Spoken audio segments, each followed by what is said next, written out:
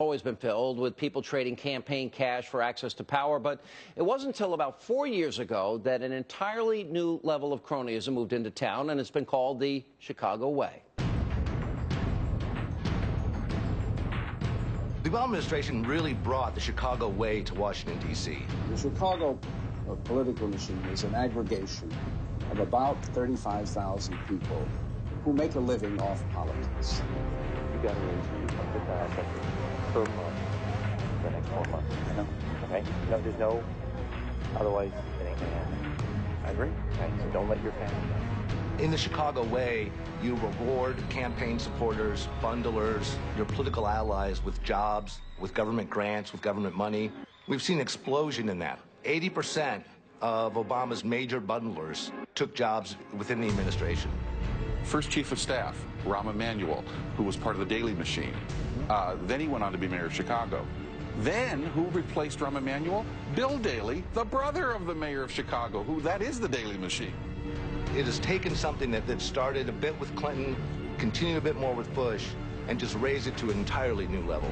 And now that we've just given President Obama and his Chicago pals 4 more years in Washington, don't expect the corruption to go away anytime soon. Joining me now is author and columnist Jedediah Bila. How are you? Good to see you. I'm doing great. You know, I guess we've been governed by this political class.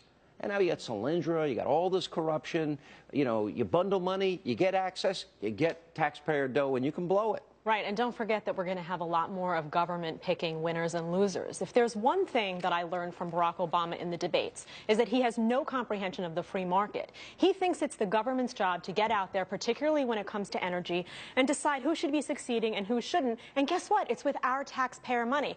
Our taxpayer money is funding these things that in the free market ordinarily without that money would be failing. And guess what? These big Obama donors, well, they're getting their payoffs. Even if these businesses fail, they're getting their bonuses, they're getting their payoffs, and the American people are the ones who are suffering. You know, but it's funny to me because even if you go to the auto bailout, I mean, what was Obama doing?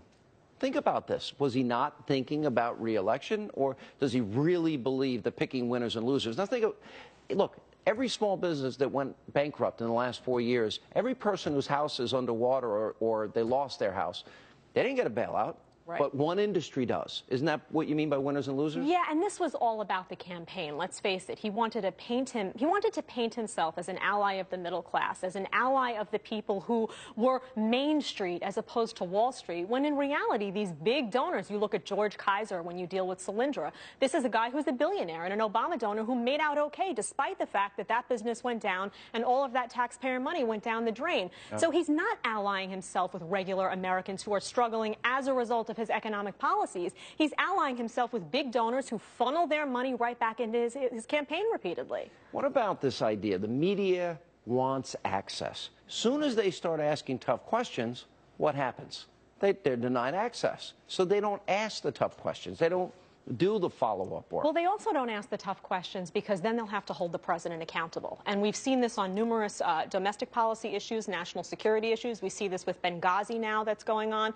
They don't want to ask those questions because then they're going to have to report on the fact that the president had no answers, that the president didn't want to give details about the White House visitor logs and who's actually going into the White House to lay claim on this money that the Obama campaign is going to be distributing out via stimulus and whatnot. So that's why the media doesn't want to do it. They don't want to be reporters. They want to be allies of the administration. But there comes a point where I don't know how an objective person, for all the demonization that Democrats and liberals do to conservatives and rich people and the wealthy, and they need to pay their fair share. You know, they need to pay more.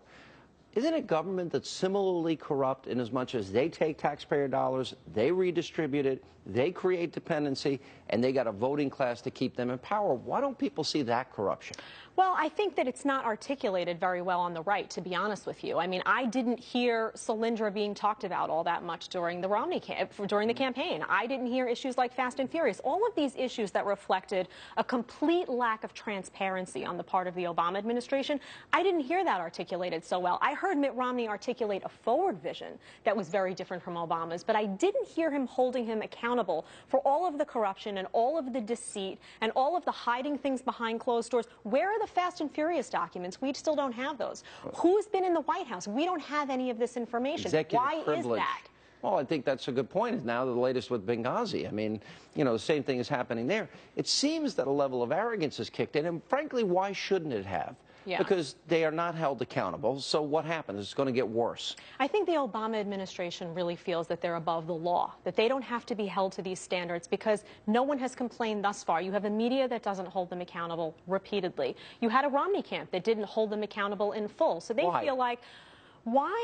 I can't answer that for you. I think that Romney was very focused on a forward vision and felt that that would be enough. What he didn't realize is that you really had to expose all of the deceit and all of the failed promises of this administration to show people he said he was going to do this, but this is what he actually delivered, and make people feel it in their pockets. You want to talk about electricity costs and coal and all those? Talk about people's electrical bills and what they're going to look like. Make it real. Make it an everyday problem. And, you know, we're going to see more of this when it comes to energy. Jedediah, good to see you as always. Thank you for being with us.